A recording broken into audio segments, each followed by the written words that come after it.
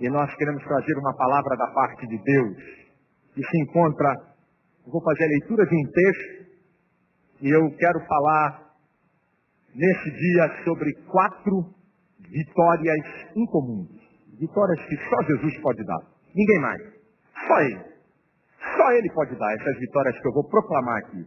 Abra sua Bíblia na primeira carta do apóstolo Paulo aos Coríntios, no capítulo de número 15, a partir do versículo de número 50.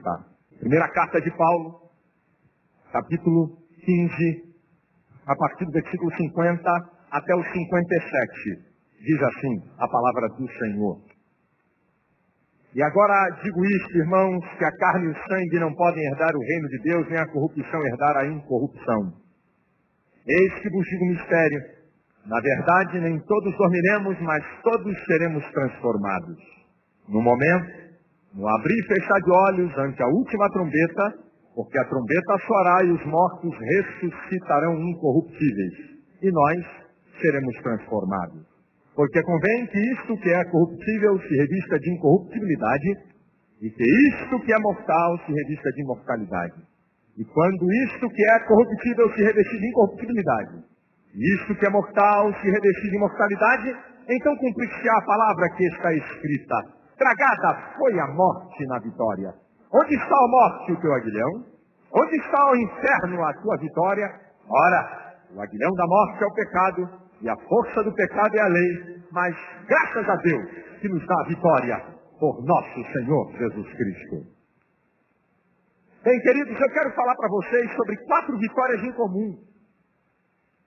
Essas vitórias, não adianta você ser inteligente, ser rico, ser sábio, que elas não estão no campo terreno. Nessa vida, escute o que eu vou falar. Muitas pessoas podem conquistar vitórias sem a ajuda direta de Deus. Você sabia disso? Que isso, pastor? Você está falando de heresia? Não. Muitas conquistas nessa vida, o homem, com a sua inteligência, ele pode conquistar riqueza, poder, sem a ajuda de Deus. A Bíblia fala no Salmo 115, no versículo 16, que os céus são os céus do Senhor, mas a terra Ele deu aos filhos dos homens. Por algum acaso todos os ricos do mundo e poderosos do mundo são cristãos? Não. Tem um bando de ateu, de fariseu, de gente que blasfema de Deus, que conquista as coisas por trabalho, por inteligência, aproveitando as oportunidades. Isso nós chamamos da vontade permissiva de Deus. Deus permite que os homens construam e adquiram as coisas. Deus está no controle, mas Ele permite. E não necessariamente você ser cristão para ter casa própria, carro novo, ser empresário. Agora, essas vitórias que eu vou proclamar aqui, meu querido, Bill Gates, o homem mais rico do mundo, o Murdoch, o homem que possui o maior grupo de comunicação do mundo, o Ted Turner, o dono da CNN, os bilionários dessa vida, se eles não tiverem um encontro com Jesus, eles não vão conquistar nenhuma dessas vitórias. E eu temo que a igreja de Jesus aqui nessa terra tem barateado o Evangelho. Porque um Deus que me parece que só resolve problemas de emprego, de casamento, de casa, de carro e de dinheiro. Coisas temporais e passageiras. É bem verdade que Deus resolve. Mas isso não é a premissa do Evangelho. Isso não é a prioridade do Evangelho. Agora, o que eu vou mostrar para você que está aqui nessa igreja e para você que está vendo essa fita ou que está me vendo na televisão, são as vitórias mais espetaculares que existem. E que só Jesus pode dar. E são as maiores vitórias que um ser humano pode conquistar. São 4 vitórias incomuns. Esse texto que eu li, o apóstolo Paulo ele começa falando: eis que eu vos digo um mistério. O que é um mistério? É uma coisa transcendental. é uma coisa sobrenatural. É algo que pertence à esfera do divino. E é isso que Deus tem preparado para nós. Nesse texto, eu vou mostrar para você 4 vitórias incomuns que o Senhor está oferecendo para todos aqueles que se arrependem dos seus pecados e aceitam a Jesus Cristo como único Salvador. A primeira vitória incomum encontra-se no versículo 51, na última frase. Todos seremos transformados. É a vitória sobre a limitação da matéria. Essa aqui é uma vitória transcendental e sobrenatural. Olha o que a Bíblia fala em 1 João 3,2. Amados, agora somos filhos de Deus. E ainda não é manifestado o que havemos de ser. Mas quando Ele se manifestar, seremos semelhantes a Ele. E assim como Ele é, o veremos. Olha o que diz a Bíblia. Eu e você vamos ter um corpo glorificado igual ao de Jesus. Você já parou para pensar que coisa transcendental, espetacular? Você quer ver Jesus com um corpo glorificado? Depois que Ele ressuscita, depois que Ele vence a morte, Ele recebe um corpo glorificado. Em Lucas, no capítulo 24, Jesus está lá, 2 discípulos a caminho de Emaús. Jesus começa a conversar com eles sobre a importância de Cristo ter padecido. E lá no versículo 31, quando Jesus se dá a conhecer a eles, diz que Jesus, desaparece sem que a percepção humana consiga dominar. Jesus, numa velocidade estupenda e miraculosa, sai da presença deles, sem eles saberem que direção Jesus tomou. Porque Jesus estava num corpo glorificado. A velocidade, o deslocamento é sobrenatural. Você vai ter esse corpo. Quando você for arrebatado, quando nós formos ao céu, e quando nós chegarmos nas mansões celestiais, nós vamos poder dizer, vem cá, vamos dar um passeio ali numa galáxia a 100 bilhões de anos-luz. Vambora. Chegamos lá. Você sabe que a velocidade da luz é 300 mil quilômetros por segundo. E tem cálculos físicos das distâncias de galáxias. 100 milhões de anos-luz.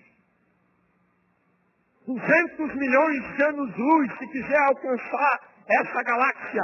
Eu e você, com o corpo glorificado, vamos poder passear nesse universo sem problema de distância nem de oxigênio. Depois, olha Jesus com o corpo glorificado.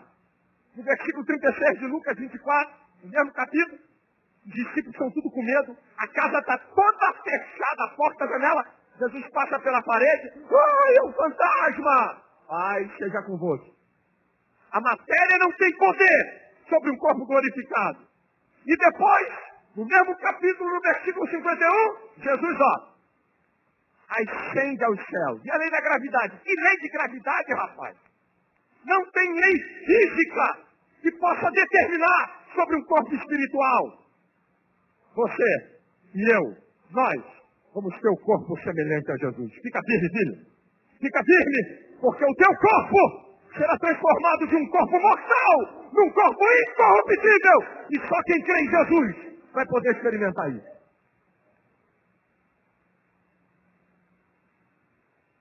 Eu temo que a gente não está proclamando essa vitória. Eu temo que a gente está proclamando tantas vitórias materiais perecíveis e estamos esquecendo das espirituais e fundamentais.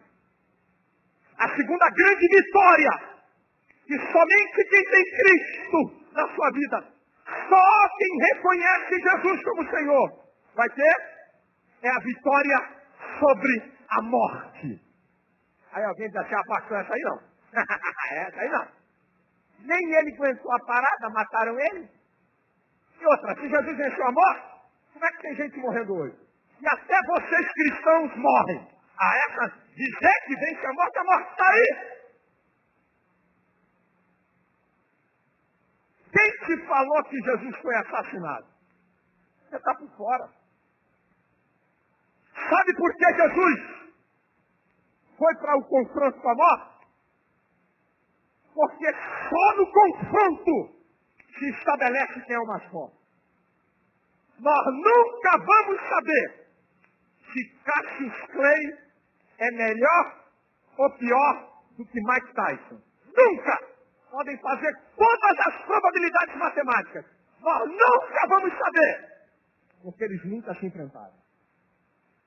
Eu me lembro que naquela primeira luta de Mike Tyson e Evander Holyfield, quando Mike Tyson era o campeão unificado de todas as federações e estava na crista da onda, ninguém acreditava que Holyfield ia ganhar de Mike Tyson. Todas as probabilidades eram de que Mike Tyson, até o terceiro assalto, ia fulminar Holyfield. Só que quem tomou no queixo foi Mike Tyson. Só o confronto estabelece quem é o maior. Jesus teve um confronto com a morte. E olha o que João fala no capítulo 10, versículo 17 e 18. É por isso que o Pai me ama, porque eu dou a minha vida para tornar a tomá-la. Ninguém a tira de mim. Eu dou a minha vida e tomo outra vez. Quem te falou que assassinaram Jesus? Quem te falou disso? Quem é que te disse que Jesus foi assassinado? Ele foi para o confronto com a morte. E a Bíblia fala que ao terceiro dia a morte não pôde manter o meu Jesus no túmulo. Ele ressuscitou.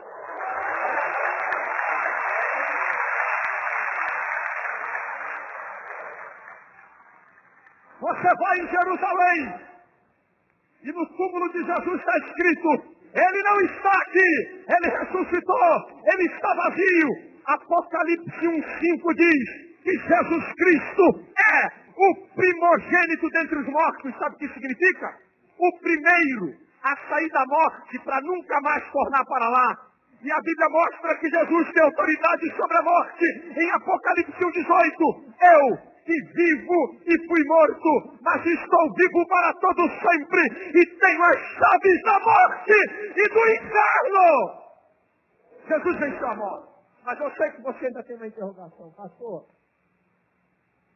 Se Jesus venceu a morte, por que a morte continua matando? Porque as pessoas morrem. Se Jesus venceu a morte, momentinho. Eu disse que a morte foi vencida. Eu não disse que a morte foi aniquilada. Calma. Calma. Primeiro a morte foi vencida. Agora tem uma notícia para dar para você. A morte vai morrer.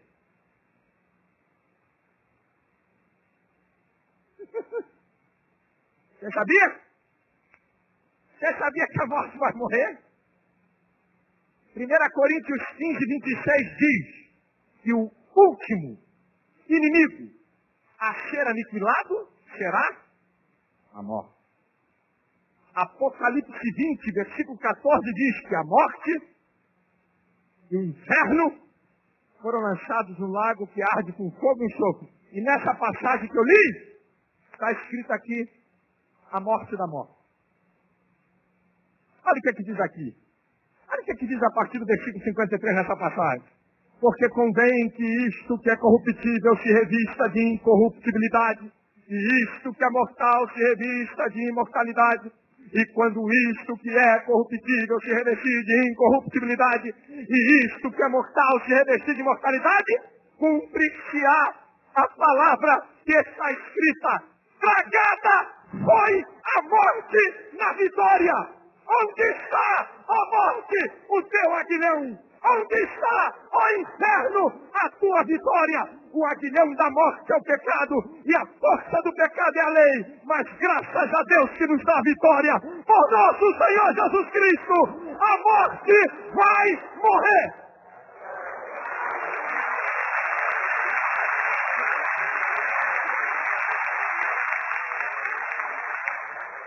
E porque eu posso crer que um dia a morte vai ser aniquilada, o apóstolo Paulo diz, em 1 Coríntios capítulo 15, versículos 13 e 14, Se não há ressurreição, Cristo não ressuscitou. E se Cristo não ressuscitou, é vã a nossa pregação e é vã a nossa fé. Só que a nossa pregação não é vã, nem a nossa fé é vã. Porque Jesus está transformando, está libertando, está mudando, está operando no nosso meio. E Paulo diz em 1 Coríntios 15:19, se esperarmos em Cristo, somente nesta vida, somos os mais miseráveis de todos os homens. Está vendo a exortação para a igreja? Paulo está falando para a igreja, gente. Eu não estou nem falando com amigos agora. Eu estou falando com você que é crente. Que pensa que Deus vai te dar tudo aqui na terra. Que pensa que a plenitude do viver evangelho é ter dinheiro no bolso, é ter casa própria, é ter carro próprio e viver bem. Não!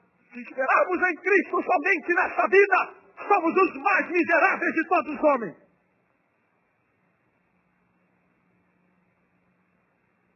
Sabe o que isso significa?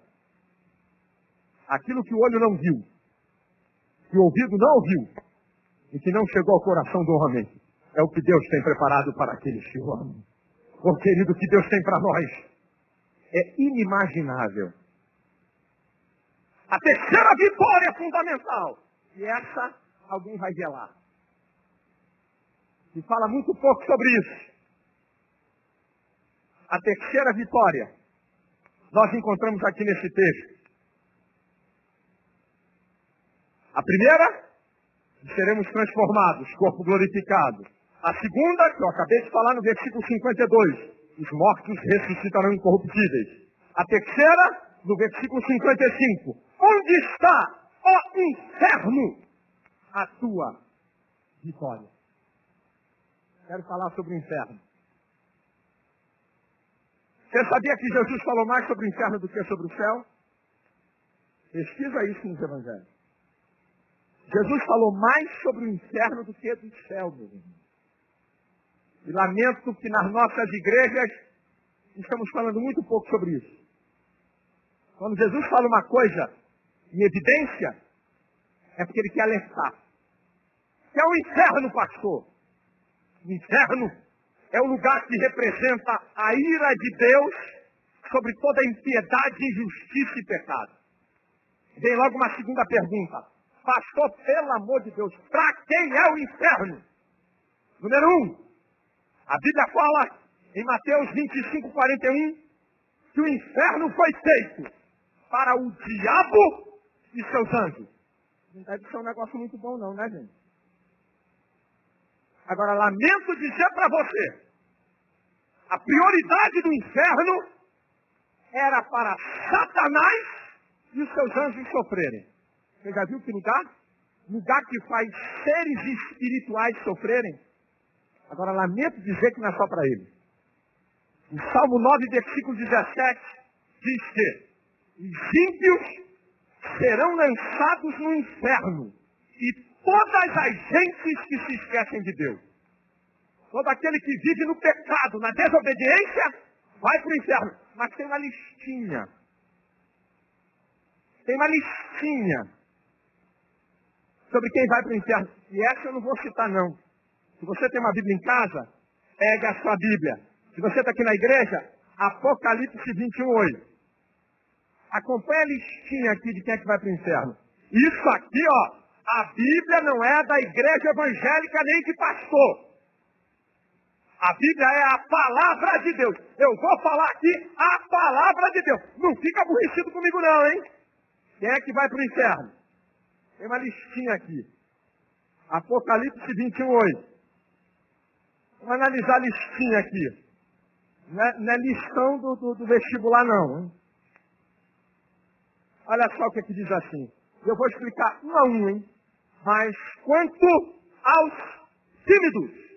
Tímido aqui não é temperamento, nem jeito da pessoa ser. Tímido aqui significa aqueles que conhecem o Evangelho, que sabem que Jesus é o Salvador, e nunca tomam a decisão de entregar a sua vida a Ele. É aquele marido que acompanha a esposa na igreja. Eu gosto muito dos evangelhos. Olha, pessoal, muito legal. Mas isso não é para mim. Ainda não está na hora. Ainda não chegou a minha vez. A Bíblia chama eles de tímidos. São aqueles que nunca tomam decisão, que estão presos pelas coisas do mundo, pelo pecado. Tem coisas amarradas na vida deles. Vão para o inferno. Segundo, os incrédulos. Você que é ateu, você que não crê em Deus. Ah, pastor, Deus tem que se mostrar para mim. Eu queria dizer que Deus não está se preocupado em hora nenhuma em provar sua existência. Porque a Bíblia fala em Romanos 1,19, a partir do versículo 19, que as coisas que estão criadas, elas ficam para que os homens fiquem inexcusáveis. A criação, a natureza, é uma prova da existência de Deus. Portanto, meu querido, Deus não está preocupado em se provar para ninguém, porque Ele é, independente do que você tem. Então, os incrédulos, que talvez estejam debochando em casa, esse é um palhaço, aí está querendo enganar o pessoal, é você mesmo. É você mesmo, filho. É você mesmo. Tem mais, pastor? Tem. Aos abomináveis. Aí, isso aqui dá para ficar meia hora. Meia hora sobre abominação. Todo tipo de pecado, de iniquidade. Roubalheira, safadeza, devassidão. Tudo que é abominável para Deus. Tudo que é pecado. Ele colocou uma palavra para sintetizar. Tem mais? Tem. Fornicários. Fornicação é a relação sexual ilícita. Você, um dia com uma, semana que vem com outra, mês que vem com outra, ano que vem com outra, vai para o inferno. Adúltero, aquele que é casado ou que é casado e é infiel, é fornicário, aqui está incluído aqui, vai para o inferno. Tem mais? Tem, pastor. Feiticeiro. Ó, isso aqui é Bíblia, hein? Eu estou lendo Apocalipse 21:8, hein? Feitiçaria. Isso, bota a galinha preta na encruzilhada, mata bezerro, oferece comida e alimento aí para o pseudo-santo. Isso na Bíblia é chamado de feitiçaria. Os feiticeiros vão para o inferno. Não fica aborrecido comigo, eu amo a todos. Tem mais, pastor? Tem. Idólatra. Eu gostaria de avisar você que é católico, que o Salmo 115 da imprensa bíblica é o Salmo 113 da Bíblia das Edições Paulinas da Igreja Católica. E diz lá, no Salmo 113 da Bíblia Católica e no 115 da Bíblia da Sociedade Bíblica do Brasil. Diz assim: não a nós, Senhor, não a nós, mas ao teu nome dai glória. Porque dirão as nações, onde está o teu Deus? O meu Deus está nos céus e faz tudo o que lhe apraz. Mas os deuses dele são de prata, de ouro e de bronze. Tem boca, mas não fala. Tem ouvido, mas não ouve. Tem olhos, mas não podem ver. Tem nariz, mas não cheiram. Tem mãos, mas não apalpam. Tem pés, mas não andam. Tornam-se semelhantes os que os fazem e os que os adorem. A idolatria é pecado. O apóstolo Paulo, em 1 Coríntios, capítulo 8, versículo 4 e 6, diz que o ídolo nada é e que só existe um só Deus e Pai e um só Senhor, Jesus Cristo.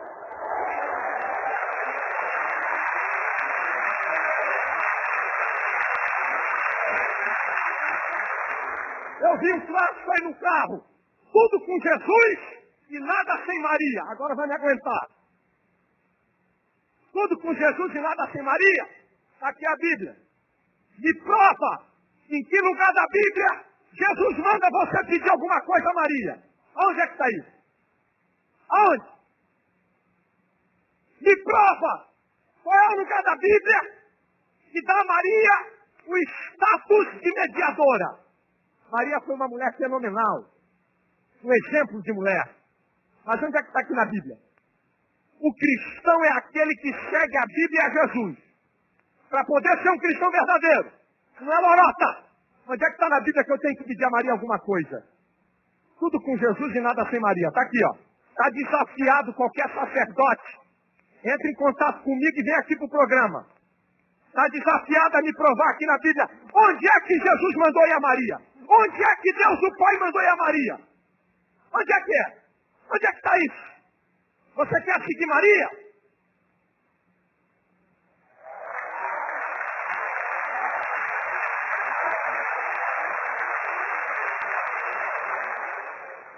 Você quer seguir Maria? Então obedece o que Maria falou em João 2,5. Fazei tudo quanto ele vos mandar.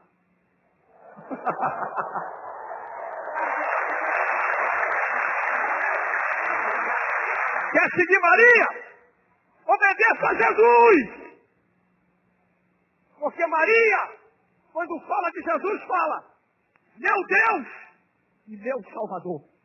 Jesus foi o Salvador de Maria, porque Maria era uma mulher. Ela foi usada para que Jesus Cristo, o Deus Emanuel, viesse à terra. Agora, ela não é sobrenatural. Jesus, por parte de pai, é só divino. Não tem mãe. Jesus, como homem, ele tem mãe, que é Maria. Tanto é que Maria chegou com os irmãos de Jesus e mandou chamar. Senhor, a tua mãe e teus irmãos estão aí fora querendo falar contigo. Sabe qual foi a resposta de Jesus? Manda avisar que meu pai, minha mãe e meus irmãos são aqueles que fazem a minha vontade. Onde é que está na Bíblia? Que eu tenho que seguir Maria? Que eu tenho que pedir alguma coisa a Maria? A minha Bíblia diz em 1 Timóteo 2,5, há um só Deus e um só mediador entre Deus e os homens, Jesus Cristo.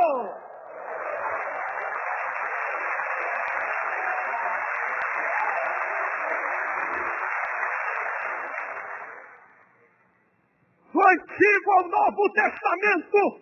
E o que é idolatria? Aí um dia eu num debate em Goiás, no SBT, uma rapaziada da Batina Preta, e ele chegou e disse assim para mim, pastor, o senhor não tem fotografia dos seus filhos? Eu sabia onde é que ele ia chegar, que ia ser velha, mais velha do que minha avó. Falei, tem? Aí eu fui dando corda para ele. Falei, claro que tem.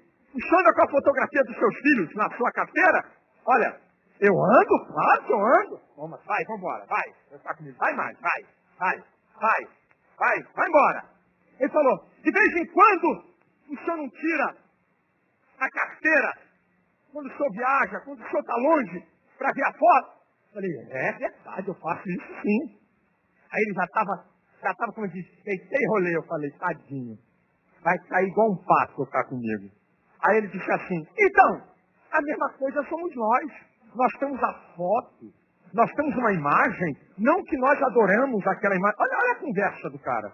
Não que nós adoramos, mas é para nos lembrar daquele texto. Eu disse assim, só tem um detalhe, meu amigo. Eu nunca me ajoelhei diante da fotografia de meus filhos para pedir nada a eles. E vocês se dobram diante de uma estátua, e só Deus é digno de eu dobrar o meu joelho, e adorá-lo, e pedi-lo, e honrá-lo. Essa conversa para boi dormir. As pessoas pedem a Paulo, a Pedro, a Tiago, a João, a Maria, e tudo que é nome que pode é beatificar de tudo, como se fosse Deus, e como se fosse mediador. E só Deus, somente Deus, só Ele é digno da adoração, só Ele pode ser cultuado, só Ele nós podemos nos encurvar. E diz a Bíblia, em João 4,24, que os verdadeiros adoradores adoram em espírito e em verdade. Eu não preciso de fotografia. Passei com a câmera aí pela igreja. Aqui não tem foto de Pedro, de Paulo, de Tiago, nem de João. Porque eles foram homens iguais a mim e careceram de ter um encontro com Cristo. E se você não deixar sua vida de pecado, você vai também para o inferno. Acabou a lista, pastor? Não. É Bíblia. Não é blá blá blá de pastor, não.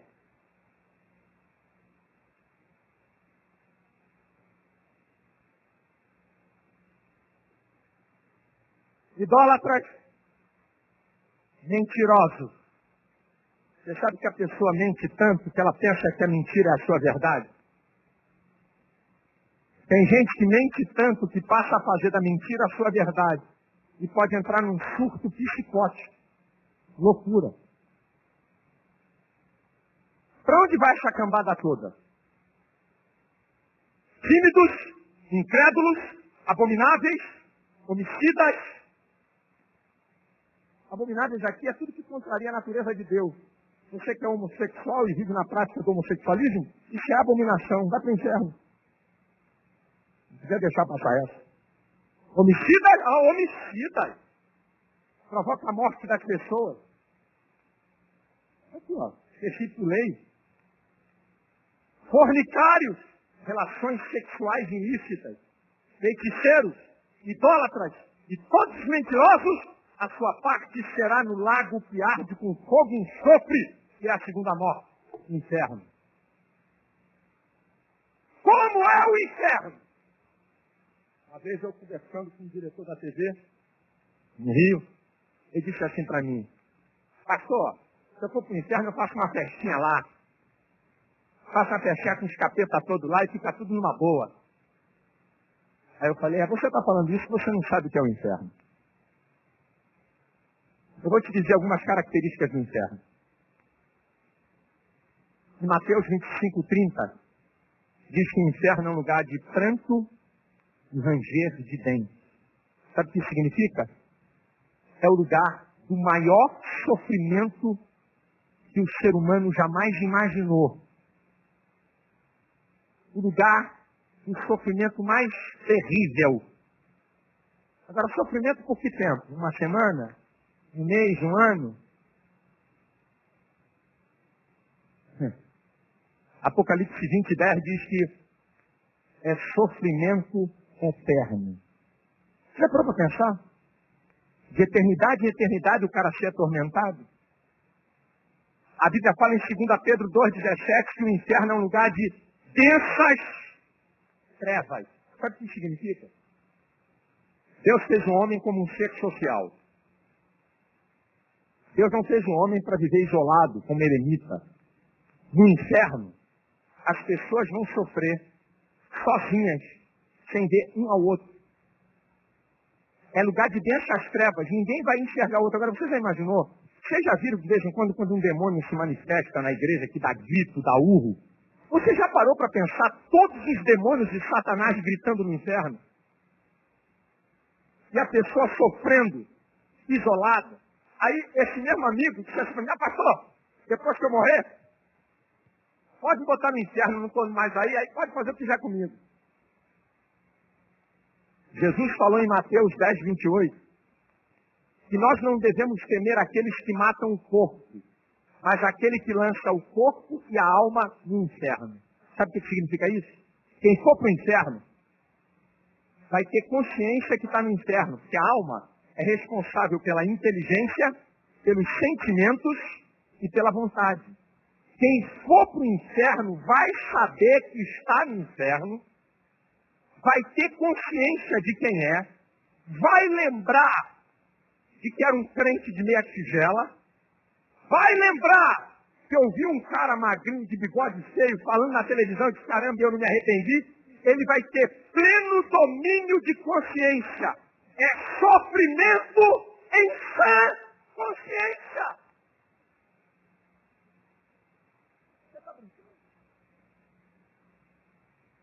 Você está pensando que a abominação, a corrupção, toda essa miséria que está no mundo, Deus não vai pedir conta? Aí pode ser que tenha alguém que diz assim: pastor, por favor, eu quero saber o que Deus vai fazer com aquele africano que nunca ouviu falar de Jesus, ou com aquele índio lá no meio da mata amazônica, ele vai ou não vai para o inferno?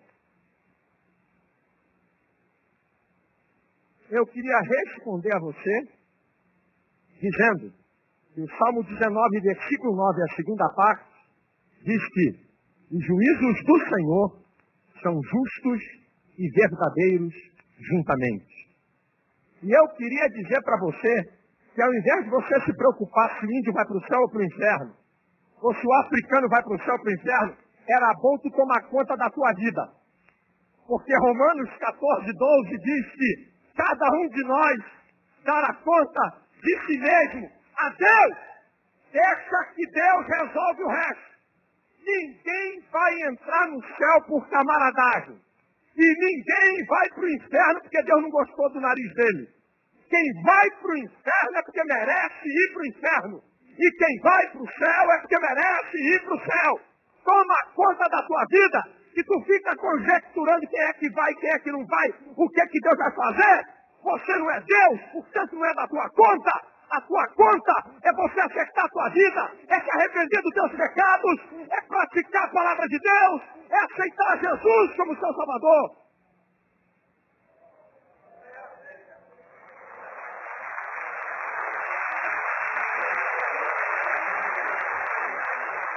Deixa com Deus.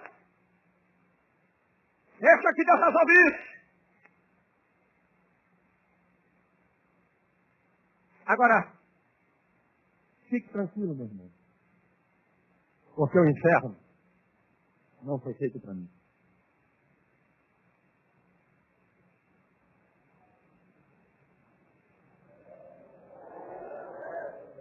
Diz aí para 2 ou 3 que está perto de você. O inferno não foi feito para mim.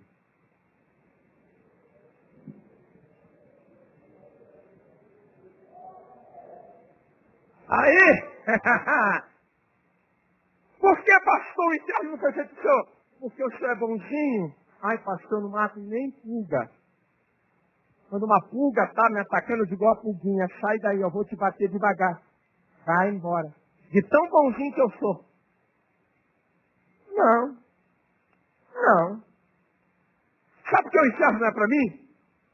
Porque João 3,18 diz assim, quem nele crê não é condenado, mas quem não crê já está condenado. É por causa dele. É por causa de Jesus. É por causa de Jesus. O inferno não é para mim, porque eu entreguei a minha vida a Ele e eu reconheço que Ele é o único Senhor e Salvador. Em quarto lugar, para me encerrar, diz aqui no texto,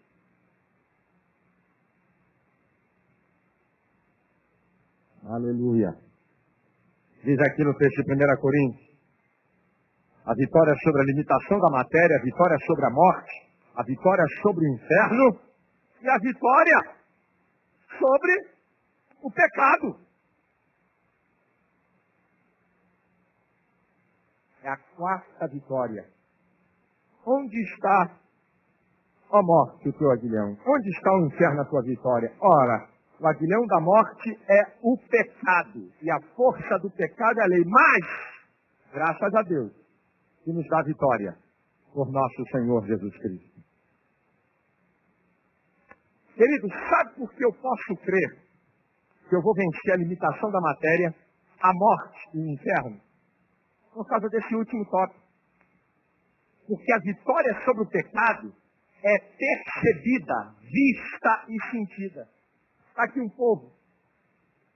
Se eu pedisse aqui para a gente ficar em pé, você ia ver aqui testemunhos de pessoas que eram dominadas pelo pecado, dominada pela bebida, dominada pelo cigarro, dominada pela cocaína, pelo crack, pela maconha, dominada por uma vida de prostituição. Aqui está o testemunho vivo da vitória sobre o pecado. Vocês, nós, somos um testemunho vivo sobre a vitória sobre o pecado. Mas ele vai dizer, pastor, eu não tenho pecado. Eu vou provar que você tem pecado. A Bíblia fala em Romanos 5,12, como por um homem entrou o pecado no mundo, e pelo pecado a morte, assim também a morte passou a todos os homens, por isso que todos pecaram. Se tiver um beliscão aí, tu vai dar um grito. E se tiver uma irmã com aquela zunhona, e pegar assim, ó, o sofrimento, a dor e a morte, é uma prova insofismável de que você é pecador. O homem morre, o homem sofre, o homem fica doente, é uma prova irrefutável de que todos são pecadores. E a Bíblia diz isso em Romanos 3,23. Todos pecaram e destituídos estão da graça de Deus. Todos. Todo mundo é pecador.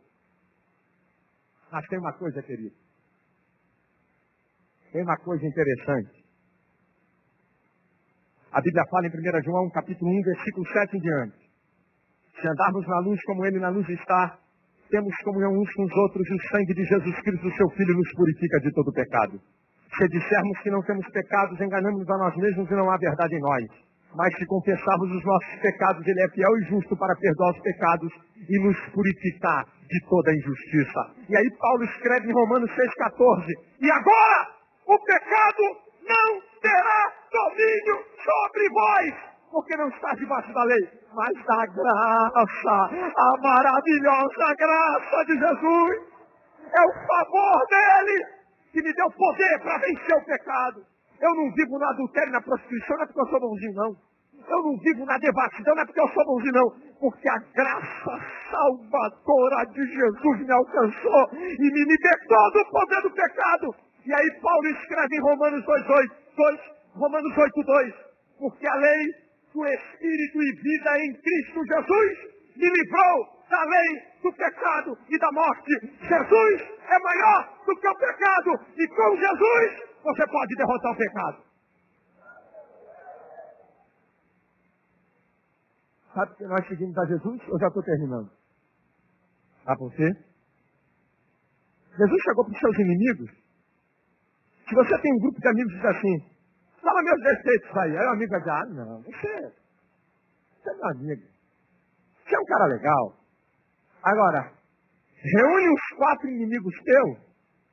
Quais são os meus defeitos? Se tu não tiver, eles arrumam. Jesus chegou para os inimigos, para os fariseus, para aquela cambada toda, em João 8,46, disse assim, quem dentre vós me convence de pecado?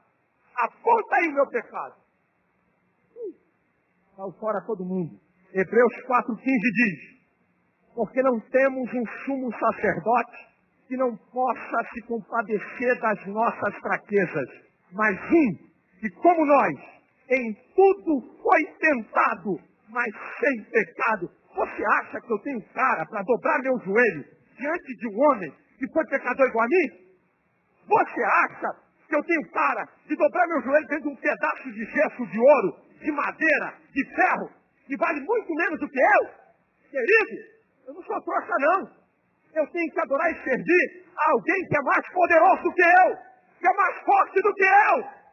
E Apocalipse 1,8 diz assim sobre Jesus, eu sou o Alfa e o Ômega, o princípio e o fim, aquele que era, o que é e o que há de vir, o Todo-Poderoso.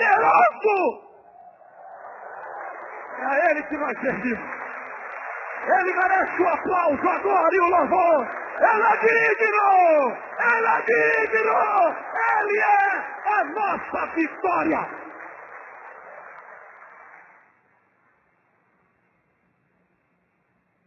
Aleluia! Glória a Jesus!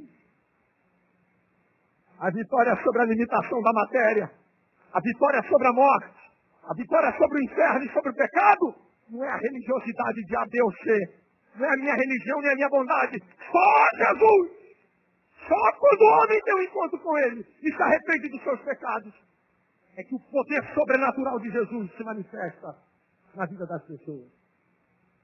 Se você um dia quer vencer a morte, se você um dia quer receber o corpo igual de Jesus, como diz a Bíblia, se você hoje quer vencer o pecado que está acabando com a tua vida, com a tua felicidade, com a tua família, você que está me vendo e que está me ouvindo aqui nessa igreja, dominado pela bebida, dominado pelas drogas, a tua vida tem sido uma desgraça.